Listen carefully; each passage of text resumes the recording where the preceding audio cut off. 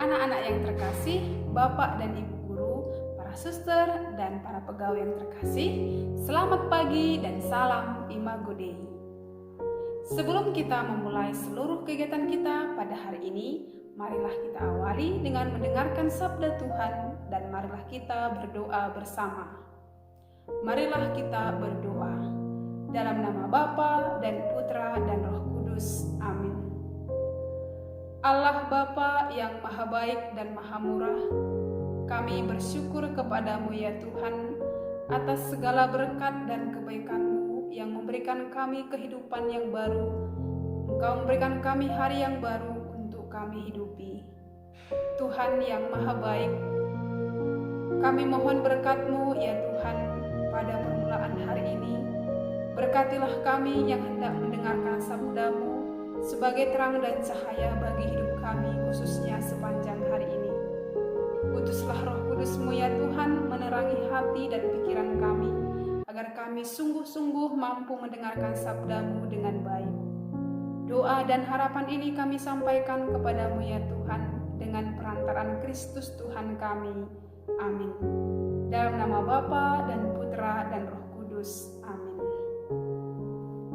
Anak-anak yang terkasih, Bapak dan Ibu guru, para suster, dan para pegawai yang kami kasihi, bacaan kita pada hari ini diambil dari Injil Lukas bab 17 ayat 11 sampai dengan ayat 19. Marilah kita mendengarkan bersama-sama. Dalam perjalanannya ke Yerusalem, Yesus menyusur perbatasan Samaria dan Galilea.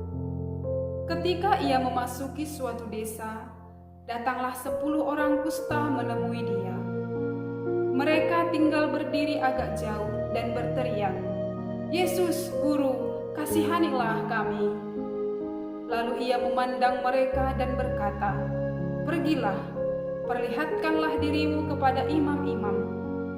Dan sementara mereka di tengah jalan, mereka menjadi tahir. Seorang dari mereka ketika melihat bahwa ia telah sembuh, kembali sambil memuliakan Allah dengan suara nyaring, lalu tersungkur di depan kaki Yesus dan mengucap syukur kepadanya. Orang itu adalah seorang Samaria. Lalu Yesus berkata, "Bukankah ke-10 orang tadi semuanya telah menjadi tahir? Di manakah yang 9 orang itu? Tidak adakah di antara mereka yang kembali untuk memuliakan Allah selain daripada orang asing ini?" Lalu ia berkata kepada orang itu, "Berdirilah dan pergilah, imanmu telah menyelamatkan engkau." Demikianlah sabda Tuhan. Terpujilah Kristus. Anak-anak yang terkasih, Bapak dan Ibu guru, para suster dan para pegawai yang terkasih, dalam kehidupan kita sehari-hari, kita sering dengan mudah mengatakan terima kasih. Dan terkadang pula kita sangat sulit untuk mengucapkan kata terima kasih. Memang kata terima kasih mudah kita katakan karena kata itu sangat singkat sehingga membuat kita mudah untuk mengatakannya. Namun, dalam kenyataan dalam kehidupan sehari-hari, kita juga sering tidak mudah atau sangat sulit untuk mengucapkan kata terima kasih. Kata terima kasih sering dianggap sebagai sesuatu hal yang tidak penting. Kata itu terlalu sepele untuk dikatakan. Atau bahkan kata terima kasih itu dianggap sesuatu yang tidak berfaedah. Nah, sesuatu hal yang dianggap sepele, tidak penting atau tidak berfaedah, tidaklah demikian dengan Tuhan. Kata terima kasih dan ucapan syukur merupakan sesuatu hal yang sangat penting bagi Tuhan Allah.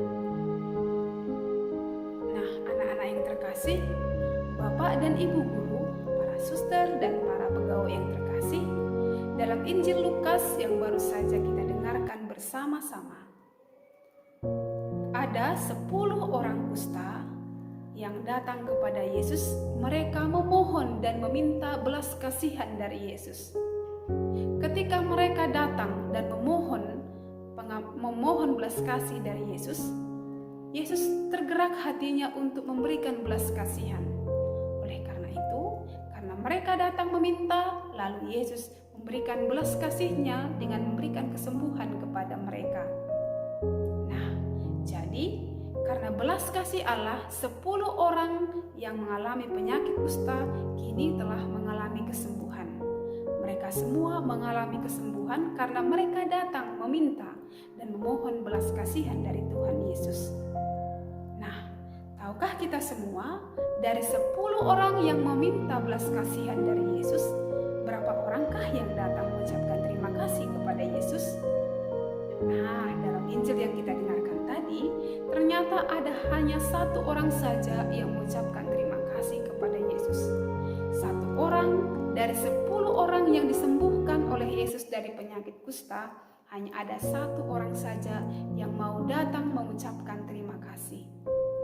Nah, saudara-saudara yang terkasih, anak-anak, bapak dan ibu guru serta para suster, ternyata dalam kehidupan kita sehari-hari, kita juga mungkin mengalami entah itu seperti 9 orang yang tidak tahu berterima kasih, atau mungkin seperti 1 orang yang tahu berterima kasih.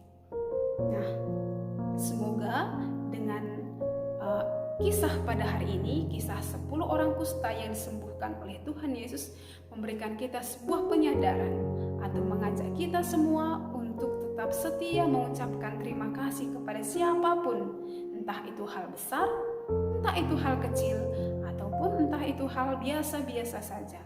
Kita tidak boleh lupa untuk mengucapkan terima kasih, entah itu kepada orang tua, entah itu kepada teman, tetangga, saudara, atau siapa saja, bahkan kepada Tuhan.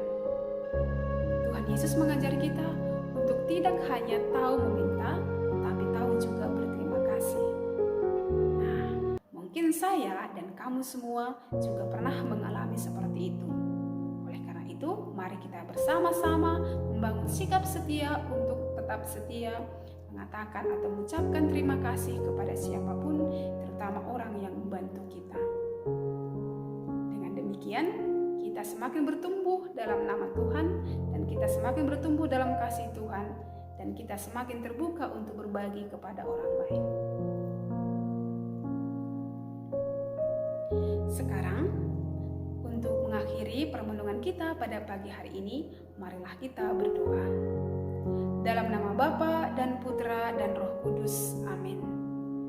Tuhan Allah yang Maha Baik dan Maha Murah, kami bersyukur dan berterima kasih kepadamu Tuhan, karena pada hari ini, pada permulaan hari ini, Engkau mengajak kami untuk tahu berterima kasih, untuk tahu bersyukur kepadamu Tuhan, untuk segala sesuatu yang Engkau anugerahkan bagi kami. Terutama pada permulaan hari ini ya Tuhan, Engkau mengajak kami untuk mensyukuri segala rahmat yang Engkau berikan kepada kami. Kami boleh bersekolah, kami boleh bekerja, semua itu karena rahmat dan kebaikan-Mu.